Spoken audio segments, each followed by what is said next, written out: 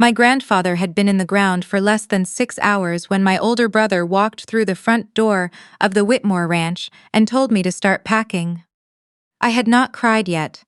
I was sitting at the kitchen table where my grandfather used to drink his morning coffee, holding the ceramic mug with the chipped handle that he had refused to throw away for 30 years, staring at the view of the Blue Ridge Mountains through the window.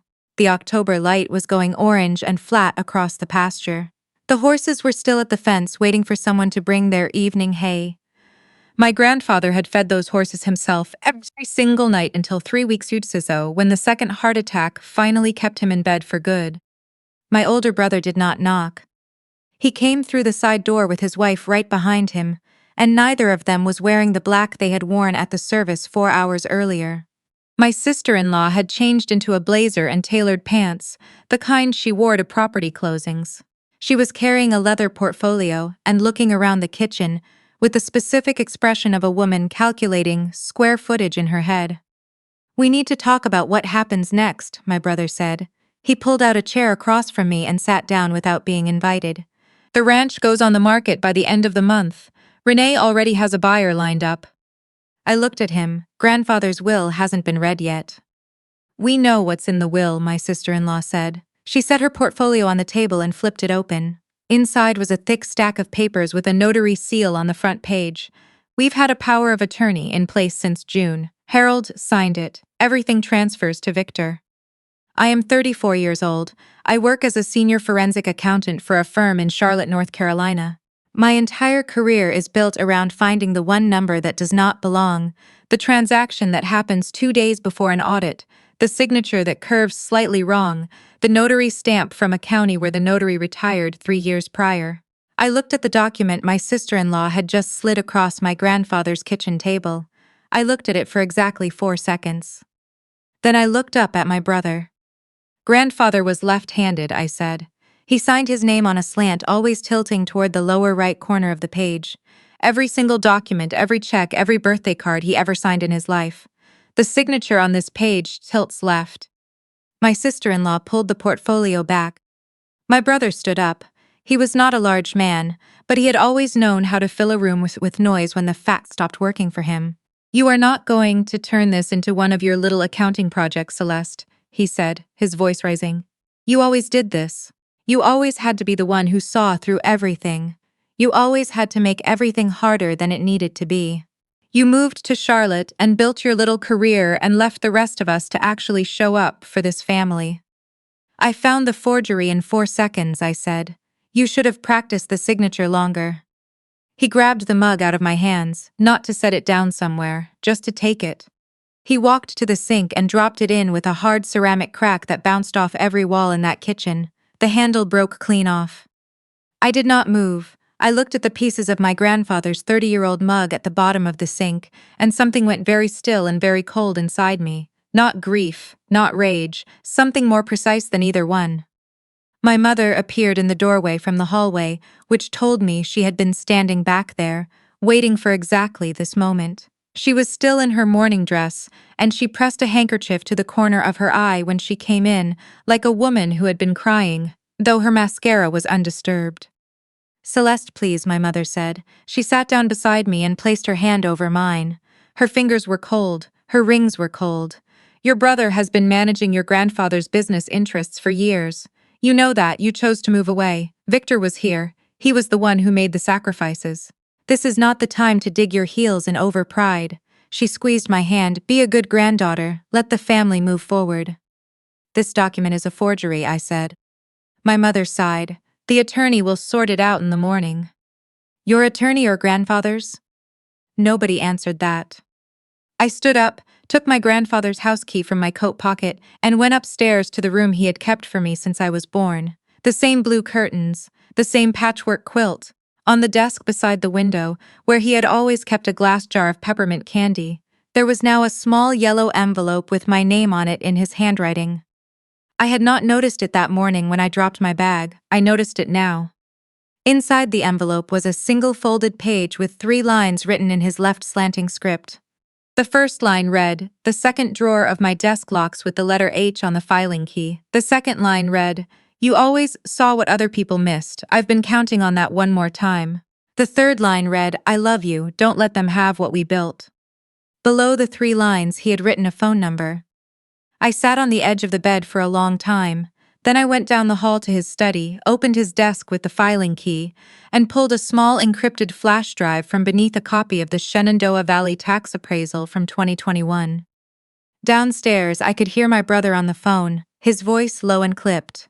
I caught the words county clerk and Monday morning before the kitchen door swung shut behind him. I plugged the drive into my laptop. My grandfather had spent 6 months building a file that would have made any forensic accountant in the country hold their breath. He had hired a private investigator out of Richmond who specialized in financial surveillance. What that investigator had assembled was methodical, meticulous, and devastating. My brother had been using the ranch's operating LLC as a personal expense account for 4 years. The records showed 31 separate transfers drawn against the ranch's line of credit, routed through a shell entity my sister-in-law had incorporated in Delaware under a name that sounded like a landscaping company. The total moved out, $2.3 million. That money had funded a vacation home in Sedona, 2 vehicles, and what appeared to be a private equity investment that had since collapsed into nothing. But that was not the worst thing on the drive. The worst thing was a folder labeled simply Parcel 7. My grandfather owned 840 acres. But a 12-acre parcel along the northern boundary had been recorded as sold to a development firm called Meridian Land Holdings on the 14th of March, 14 months ago, while my grandfather was alive, while he was feeding his horses every night, while he had no idea. The deed of sale bore a power of attorney signature, the same left-slanting forgery. My sister-in-law had sold a piece of his land out from under him using a document that did not exist, and by the time my grandfather had grown suspicious enough to hire an investigator, the land was already gone. I sat in his chair in the dark and thought about that for a long time. Then I dialed the number at the bottom of his note. It rang twice. A man answered with a voice like gravel under a truck tire. "Is this Celeste?" he said. "It is." "Your grandfather said you'd call," he said. "He also said if you were calling, it meant he didn't get to finish what he started. I'm with the FBI Financial Crimes Unit out of the Richmond field office. We've had our eye on your brother and his wife for 11 months. Tell me what you found." I told him everything. He was quiet for a moment. Then, "The Parcel 7 transfer is the piece we've been missing. That's interstate wire fraud combined with a forged instrument used to convey real property. The funds routed through the Delaware LLC before landing in Arizona make it a federal matter." He paused. "They're coming back tomorrow?" 9 o'clock, I said. "They mentioned a county official to record the deed transfer." "Good," he said. "Don't go anywhere. Don't let them see you rattled. We'll be on the property by 8:45. I did not sleep. I made coffee in my grandfather's kitchen at 5 in the morning and stood at the window and watched the horses move through the early gray light, and I was not afraid of what was coming. I was only sorry my grandfather hadn't lived to see it. They arrived at 9:05. My brother's truck, my sister-in-law's Audi, and a white vehicle with an official-looking county seal on the door that I had already confirmed, with one 30-second phone call, was not registered to any county department in the state of Virginia. The man who climbed out of it was wearing a jacket with a patch on the sleeve and carrying a clipboard. My mother was in the passenger seat of my brother's truck.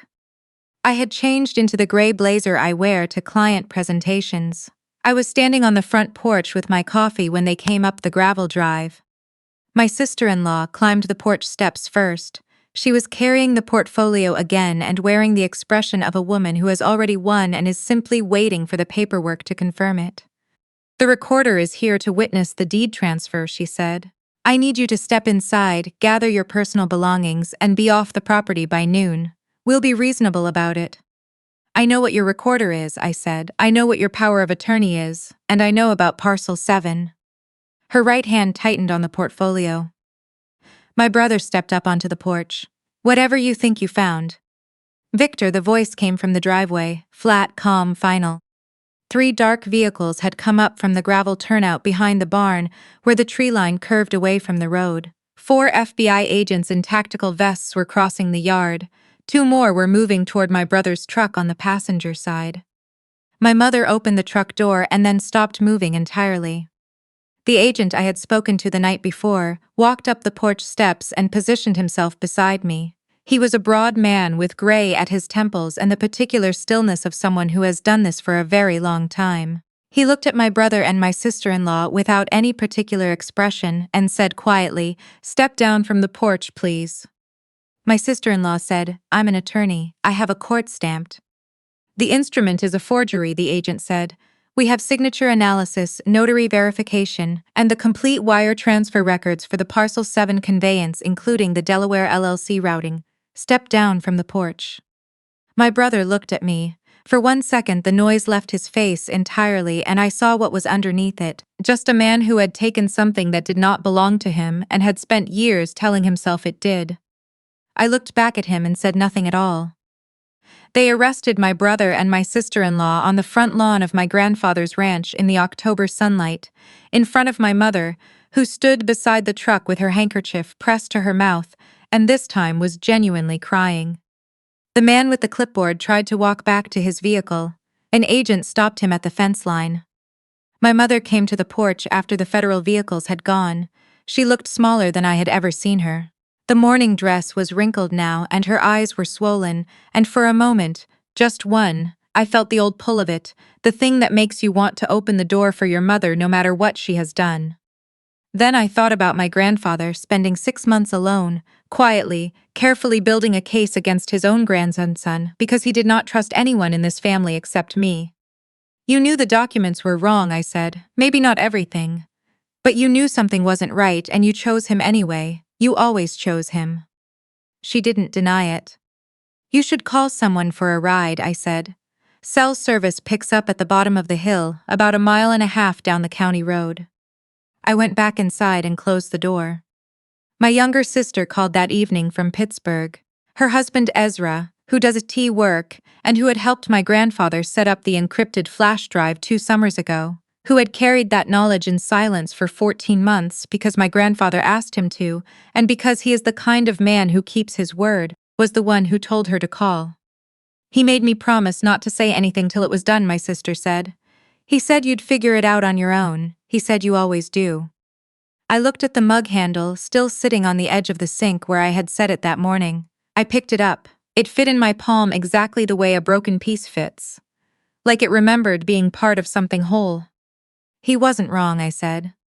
14 months later, the ranch was mine under a clean, uncontested title. The Parcel 7 transfer was reversed through federal court after Meridian Land Holdings was found to have had reason to question the validity of the PA at the time of closing. My brother is serving 8 years in federal prison in West Virginia on wire fraud and forgery charges. My sister-in-law surrendered her law license as part of a plea agreement. My mother lives in a small apartment in Richmond. The house she had lived in for 26 years was part of my grandfather's estate and passed to me. I lease it back to her at fair market rent, because that is what he would have done, not because she earned it. I moved my accounting practice to Charlottesville to be closer to the land. I hired back everyone who had worked for my grandfather and knew every fence line and water right on the property by memory. I had the north pasture expanded in the spring. I repaired the fence along the boundary where Parcel 7 used to end and my grandfather's land used to begin. Because it is all my grandfather's land again now, and I intend to keep it that way. Last month I filed the paperwork to establish the Harold Whitmore Fund, a nonprofit that provides forensic accounting resources and legal referrals to families who cannot afford to fight back when someone uses forged documents to take what is theirs. There are more of those families than most people realize. My grandfather knew that. He spent his whole life building something worth protecting, and in his final months, when he understood what was happening, he did not panic and he did not rage. He sat down at his desk with a flash drive and a filing key and a note written in his left slanting hand, and he trusted me to do the rest. The most powerful thing a person can leave behind is not money. It is the belief, passed from one hand to another, that the right person will know exactly what to do with it. He was right about me. I intend to spend the rest of my life making sure he stays right.